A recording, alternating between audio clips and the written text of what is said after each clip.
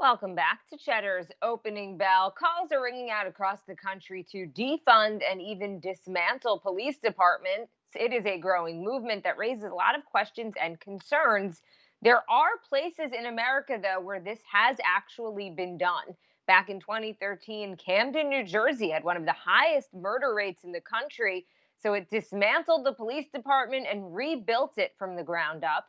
Joining us now to discuss is Congressman Donald Norcross with New Jersey's first congressional district, and that includes Camden. Congressman, thank you so much for joining us. Before we get into how Camden dismantles its police department, can you tell us about the circumstances that led to that decision? Well, we're going back almost a decade now. Back in 2011, there was rampant burnout amongst the police force, a 30% absentee rate, lawsuit after lawsuit. Excessive force was something that was much more common. And there was, from the community, enough was enough. And that's what brought together the mayor, the county freeholder, which are the elected officials of the county, the governor, myself back when we were state senator, that said, we have to do something about this.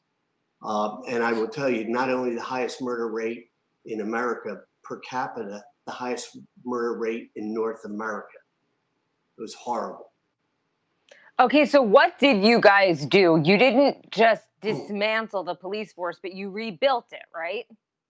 Sure, and that's where you have to start, is that you have to admit there was a problem.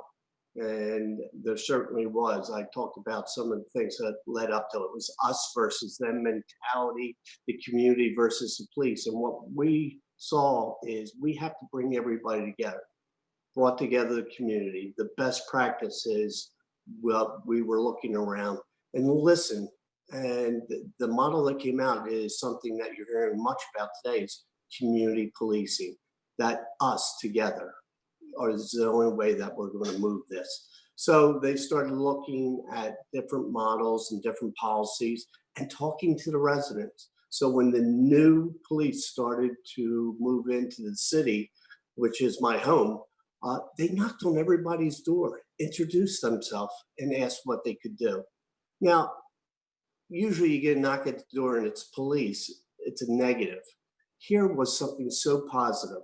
And that has taken years to build up that relationship, that trust. And we have to, in any model that you look at, continue to look at yourself, as I call continuous improvement and continuous reflection on where you are.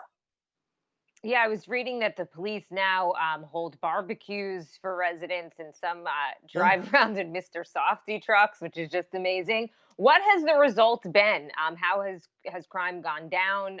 What are the results? Well, first of all, let's talk about how the community feels. And what they feel is now they're part of. It used to be said that when kids saw police, they'd run. Well, they still run, but now they run towards them because now there's that relationship. They shoot hoops, they read to them in school in full uniforms to show that they don't have to be afraid, that we're here to make your neighborhood safer. And what has happened?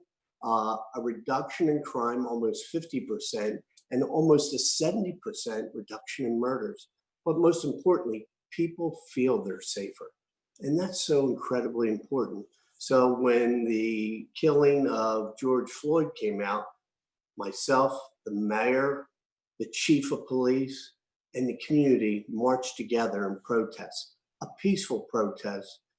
And that just is indicative of what the change has really, how it's taken place. But listen, nobody's declaring victory. This is a long road. Together, you can do it. It's not easy, but if the need is there, which it certainly is, and the will is there, you can do it. The national movement now to reform police departments is facing a lot of resistance. There are a lot of people who think defund the police means that there will be no police departments. Um, would you advocate for that in certain areas, or do you think you just need to kind No. of do what Camden did and revamp the police and focus on this community policing? Listen, we together, along with Black Lives Matter, a number of other groups, understand it's not about defunding. It's about reinvesting in those areas that are so important to your community. That nothing happens in a vacuum. That's what I call a three-legged stool. Certainly, it's about safety, but it's also about educational opportunities and economic opportunities that a job is involved. They all go hand in glove together. And that's the true way. So those who are trying to uh, mismessage and to try to take down a movement that they won't, it's about reinvestment into the people, into those assets that I talked about: education, jobs, and security. Minneapolis has voted to dismantle its police force. And I know Minneapolis and Camden are a bit different just in terms of demographics and size. But any advice that you would give that city from your experiences with Camden? Well, you have to listen to your community. You have to look around the country for those best models, those policies, how to de escalate a situation, how to demilitarize, that you are part of the community. Talk, but most importantly, listen to what they had to say. There are some very good models, and you have to continue to push the envelope, because if you draw a line and say, we'll accept it here, and don't continually review what you're doing, you're going to fall back into the old patterns. We know that we're challenged with pandemic, and now with what we see each and every day, it's us versus them. We can come together as a nation, but it takes both sides. Do you think that there's anything that can be done on a federal level? Oh, absolutely. We have the Justice and Policing Act, which addresses so many of the issues that we're talking about. No chokeholds, standards, something as simple as collecting data on police misgivings, activities that they have.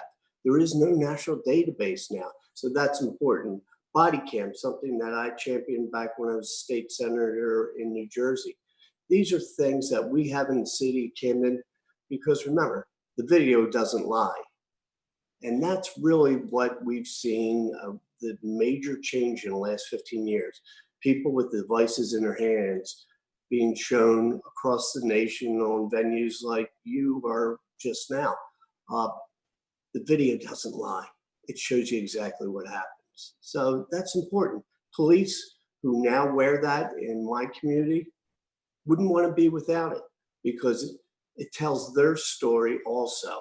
So when they go into a situation and it's reviewed, it's the video which backs up both the community and the police officer. All right, New Jersey Representative Donald Norcross, great to have you on and get your perspective on this. Appreciate it.